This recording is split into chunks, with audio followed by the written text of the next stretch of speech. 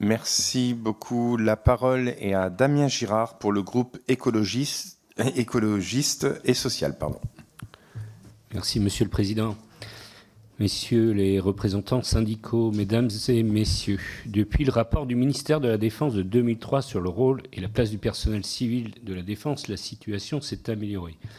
Cependant, les civils de la Défense demeurent peu paritaires. On compte moins de 4 femmes sur 10 pour la totalité du ministère et seulement 3 sur 10 sur les postes de direction. Le talent n'étant pas genré, cela veut donc dire que nous nous privons indirectement de talents qui apporteraient à notre sécurité. Plus généralement, la Cour des comptes, dans son référé de 2021 et un rapport rédigé par 2 de nos collègues cette même année, le souligne, notre armée a besoin de métiers spécialisés, depuis les professionnels du soin jusqu'aux spécialistes cyber, en passant par les commerciaux. Elle doit donc être attractive pour attirer les meilleures compétences du secteur civil. Ma première question est donc, quelles mesures notre Assemblée peut-elle mettre en place en termes d'égalité de droits entre militaires et civils pour attirer le personnel civil ? Par ailleurs, la Cour des comptes et le rapport parlementaire de 2021 soulignent l'enjeu de permettre une meilleure mobilité des professionnels civils pour valoriser leur expérience et faciliter leur évolution professionnelle, que ce soit en interne du ministère des Armées ou en externe. Cela peut passer par exemple par une simplification du recours aux validations d'acquis de compétences. Ma seconde question, quelle marge de manœuvre demeure pour féminiser, rationaliser et moderniser les carrières des civils de la Défense ? Je vous remercie. Merci. La parole est à vous, messieurs. Merci beaucoup, Monsieur Girard, pour vos questions qui donc évoquent la féminisation des effectifs. Vous l'avez souligné, elle est différente quand on regarde la population des militaires et la population des civils, même si ce serait faire vivre un stéréotype de genre de considérer que pour être militaire, il faut être un homme. Même les militaires ont compris que ce n'était pas tout à fait vrai. Pour le personnel civil, effectivement, on part d'assez loin. Et les proportions entre les femmes et les hommes augmentent au profit des femmes. Donc on est plutôt sur une tendance intéressante. Maintenant, le second problème, c'est celui d'égalité entre les femmes et les hommes au ministère, qui est aussi identifié comme un projet porté par le PLF 2025 par le secrétaire général pour l'administration, donc dont acte à voir. Il y a toujours un certain nombre de plafonds de verre. Vous avez identifié la proportion des postes au niveau de direction qui sont majoritairement trustés. Alors vous dites vous par les hommes, nous on dit par les militaires, mais en gros ce sont des hommes militaires, quoi, voilà. Donc il manque un peu de place aux femmes et aux civils dans ce cadre-là. Vous avez évoqué la Cour des comptes, les réactions de la Cour des comptes par rapport à la mobilité du personnel civil et en rebondissant un peu sur les leviers qui pourrait favoriser l'attractivité pour le personnel civil féminin. C'est un peu votre approche, si j'ai bien compris. On en a parlé en début d'audition. Il faut absolument, alors là je parle plus de mobilité que d'attractivité pour le personnel civil féminin, il faut absolument que quelqu'un qui veut rentrer au ministère des Armées ait une vision à long terme sur ce qu'il va pouvoir y faire et sur la manière dont il va pouvoir progresser dans sa carrière et que sa carrière soit valorisée.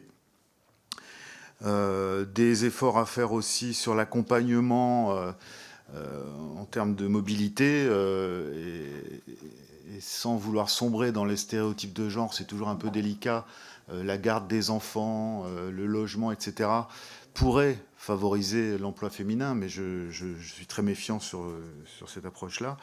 Donc je crois que tout ça est assez bien intégré dans la réflexion de notre administration, qui je le répète, a identifié comme priorité de favoriser l'égalité entre les femmes et les hommes. Et encore une fois, il faut voir ce que ça va donner et surtout les résistances qu'il va y avoir au sein même du ministère. Ça revient à ce que je disais tout à l'heure sur l'attitude et la culture militaire par rapport à la culture civile.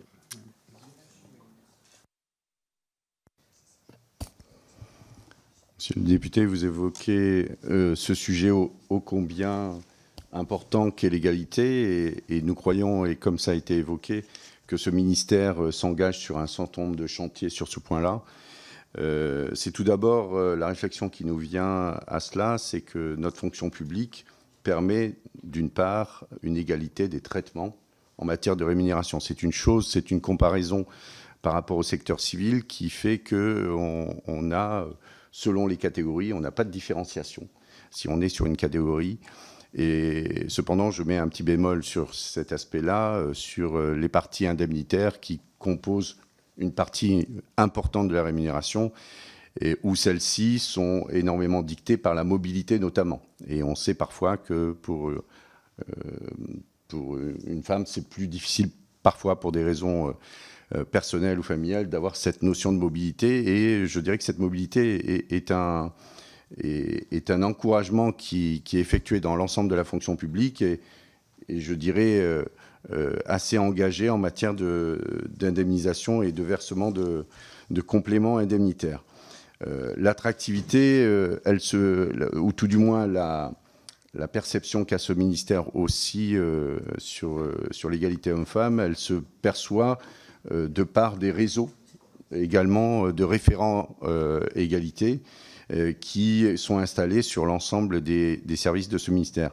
La féminisation, elle reste importante dans certains services, notamment les services grands gestionnaires du ministère. On peut parler des services RH que l'on a dans les centres ministériels de gestion, les plateformes achat finance. Mais nous constatons, malgré tout, un manque visible de postes à responsabilité. Somme toute, en comparaison avec ce que l'on perçoit dans le privé, il manque parfois d'engagement sur certains postes à haute responsabilité pour les femmes dans ce ministère. Et c'est très dépendant également des types d'employeurs. Nous avons différents employeurs dans ce ministère, que ce soit l'armée de terre, l'armée de l'air, la DGA et autres services. On peut que encourager effectivement un petit peu plus d'impulsion dans ce domaine-là. Voilà ce que j'avais à dire pour répondre à ces questions. Je vous remercie. Vous avez raison, monsieur le député, il est plus facile de désintégrer l'atome que les préjugés en matière d'égalité entre les femmes et les hommes. Donc le ministère est composé aujourd'hui de 39,2% de personnel féminin. Et malgré cela, au titre des chantiers de l'agenda social dont je vous parlais tout à l'heure, il y en a un qui concerne justement l'égalité entre les femmes et les hommes, auquel est adossé le volet violence à caractère sexuel et sexiste. Il est en plein cours de discussion à l'heure où on se parle. Il est sous le pilotage d'une commissaire générale, la commissaire générale Bourdès. Nous participons à ces travaux, évidemment. La prochaine réunion aura lieu le 13 novembre ou 14 novembre prochain, je ne me rappelle plus, peu importe. Et nous sommes actuellement sur un plan d'égalité qui court sur les années 2023-2024. Nous avons proposé que ce plan égalité entre les femmes et les hommes soit prolongé d'1 an, ce qui a été acté par le directeur de la DRHMD, pour se donner le temps de préparer sereinement et avec le plus d'efficacité et de loyauté possible le nouveau plan qui courra donc sur les années 2026-2027. Effectivement, comme dans beaucoup de secteurs d'activité en France, aujourd'hui, les femmes sont victimes, encore une fois, de ce plafond de verre. Et indépendamment de ce plafond de verre, c'est l'accession à des postes à haut niveau de responsabilité, y compris au ministère des Armées. Nous avons évoqué le sujet lors du dernier CSA ministériel, où on a pu voir notamment que sur les 50 postes d'officiers supérieurs, 3 étaient tenus par du personnel féminin. Donc ça fait très peu, on est loin des 39% malgré tout. Mais si je peux me permettre, le ministère n'est jamais que le dernier maillon de la chaîne. Nous ne subissons que finalement les choix qui sont opérés aussi en amont de cela et les parcours scolaires qui sont offerts aussi aux jeunes de la nation en disant certains parcours scolaires sont plus orientés sur des populations féminines, d'autres sur des populations masculines. Il faudrait peut-être prendre, si vous m'autorisez l'expression, le mal à la racine, et parce que nous ne faisons que réceptionner c'est le choix aussi de l'éducation nationale. Donc évidemment, aujourd'hui, quand on recrute des personnels au service de santé des armées, on est tributaire des sorties d'écoles d'infirmières ou d'aides-soignantes et qui qui nous est imposée finalement. La répartition hommes-femmes, elle nous est imposée par ces choix de parcours scolaire. Donc il faut aussi intégrer ça. Nous n'avons pas d'a priori genré dans nos attitudes, en tout cas au ministère, encore moins dans les organisations syndicales, ça paraît évident, mais c'est bien de le rappeler également.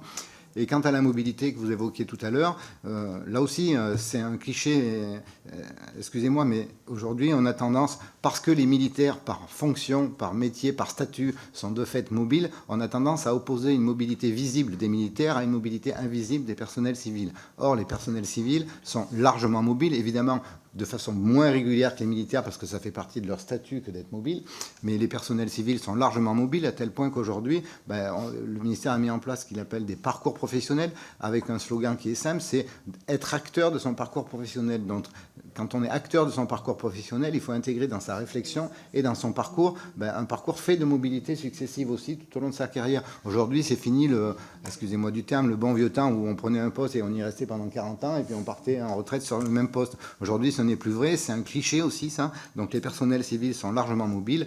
Et puis là aussi, les députés que vous êtes ne sont pas sans savoir que le ministère des Armées a longtemps été, je l'ai rappelé tout à l'heure, une variable d'ajustement budgétaire, a subi des restructurations comme aucun autre ministère n'en a subi, à tel point qu'à une époque, le ministère des Armées supportait à lui tout seul plus de 60% des restrictions budgétaires de la nation, ce qui a conduit à des fermetures importantes d'établissements, à des rationalisations, à des restructurations, et de fait, les personnels qui étaient dans ces établissements-là ont tous été mobiles. On parlait tout à l'heure de l'industrie de défense. Pour les plus anciens d'entre nous qui avons connu les arsenaux de la marine, les arsenaux de l'armée de terre, évidemment, ces sites aujourd'hui industriels n'existent plus. Donc les personnels ont bien été mobiles à un moment de leur carrière pour s'adapter et suivre leur parcours professionnel. Donc il y a encore du travail à faire, certes, mais la mobilité est bien un des facteurs clés aussi des personnels civils, et elle n'est pas uniquement réservée au personnel militaire.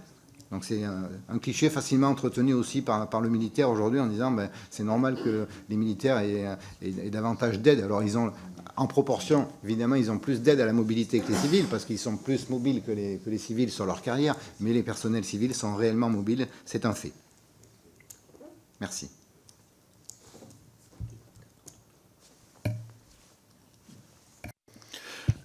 Oui, en matière d'égalité femmes-hommes, depuis 41 ans que je suis au ministère de la Défense et des Armées, j'ai constaté une très forte évolution. C'est vrai que depuis quelques années, le ministère des Armées fait beaucoup d'efforts sur l'égalité femmes-hommes et réciproquement. À partir du moment où un homme ou une femme rentre dans un statut, après les règles sont les mêmes. Donc il n'y a pas de différenciation en matière statutaire pour les gens qui sont fonctionnaires ou ouvriers d'État. Pour les contractuels, c'est la négociation individuelle à l'origine qui fait ensuite la carrière. Par contre, il peut y avoir des différences en fonction des choix de parcours professionnel. Ceux qui choisissent de dérouler un parcours professionnel vont peut-être avoir une situation meilleure à la fin que la personne qui choisit de rester là où elle est sans bouger pour tout un tas de raisons. Ça dépend, chaque personne. Et donc on ne peut pas dire que il y a une inégalité. Il y a des efforts faits pour compenser telle ou telle difficulté, et je pense que le ministère des Armées est assez exemplaire sur le sujet. Peut mieux faire toujours, mais c'est quand même de gros efforts. Merci beaucoup. La parole est à